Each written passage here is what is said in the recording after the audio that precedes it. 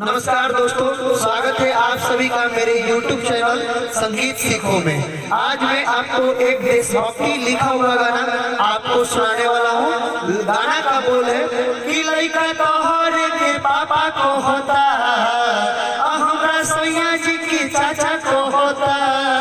और ये गाना हमारे छोटे भाई आपको सुनाएंगे, जो मैंने लिखा हुआ है। ये मेरे साथ हमेशा रहते हैं, मेरे स्टूडियो में ये वर्क करते हैं। ये म्यूजिक डायरेक्टर के साथ भी रहते हैं और जो भी म्यूजिक बनता है इन्हीं के साथ में और इन्हीं के सहयोग से बनता है। चलिए ये आपको गाना गा के सुनाएंगे किस प्रकार से गाते हैं इस गाने को, देशभक्ति सॉन्ग। तो जय हिंद, जय भारत, भारत माता की जय नाम लेकर के शुरू करते हैं एक देशभक्ति सॉन्ग अपने भारत देश के नाम। हेलो, भारत सेना भिड़ी है कबहू मिली जइबे माटी में। अरे भारत सेना भिड़ी है कबहू मिली जइबे माटी में। धोखा कहिले बाड़े हरदम छुपी छुपी के घाटी में कि जहिया सटी जइबे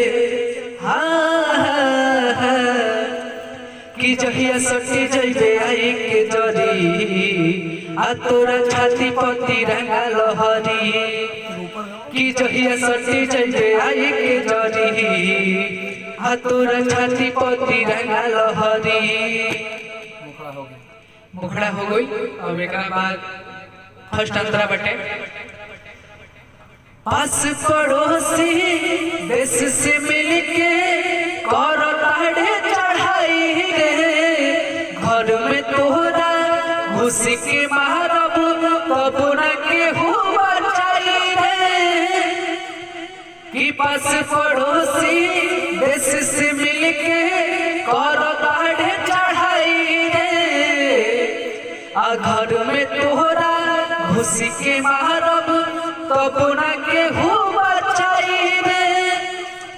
कि कहारा में पड़ल बड़े आ दूसरा के फेरा में पता चल जाई जहिया आ जइबे घेरा में।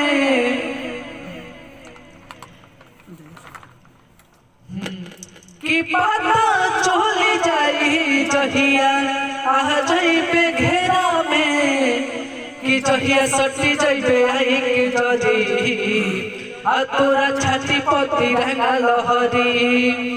कि जहिया सटी जइबे आई के जरी आ तोरा छाती पति रंगा लहरी। अब एक बाद दूसरा अंतरा बटे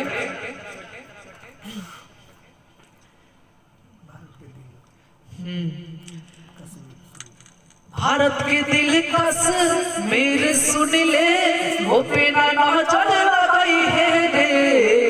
काटी के रख दे बोटी बोटी, काटी के रख दे बोटी बोटी पजराव कराई है रे।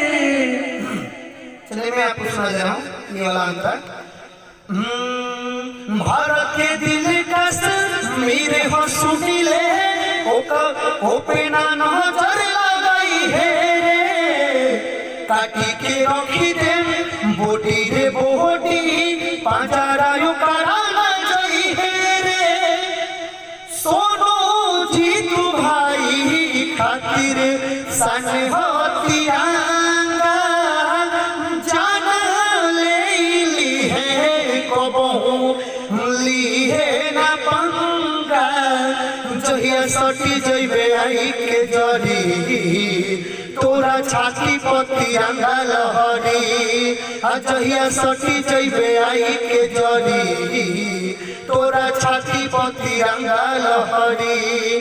बहुत ही जबरदस्त सॉन्ग है, नीलकमल जी का super duper hit, top trending में जा रहा है यूट्यूब पे। आप इस गाने को, ये फुल गाना है और फ्री में है, मेरे चैनल पर मिल रहा है। आप इस गाने को रिकॉर्डिंग करवाएं और किसी भी स्टूडियो में आप अपना ट्रैक बना के इस गाने को गाएं, बहुत ही धूम मचाएगा ये देशभक्ति सॉन्ग अपने देश के नाम। फिर से मैं आपको इसका मुखड़ा सुना दे रहा हूँ। भारत सेना भिड़ी है मिल जाइबे माटी में, धोखा कइले बड़े हरदम छुपी छुपी के घाटी में, जहिया सटी जइबे आई के जरी, तोरा छाती पर तिरंगा लहरी, जहिया सटी जइबे आई के जरी, तोरा छाती पर तिरंगा लहरी। ध्यान दोस्तों, ये मेरे स्टूडियो का वॉइस आप सुन रहे हैं। स्टूडियो का नाम है लक्ष्मी स्टूडियो। आप YouTube पे सर्च करेंगे तो मिल जाएगा। VMS चैनल से मेरे यहाँ जो भी गाना रिलीज होता है उस चैनल पर छोड़ा जाता है। तो प्लीज वीडियो को लाइक करें, चैनल को सब्सक्राइब करें।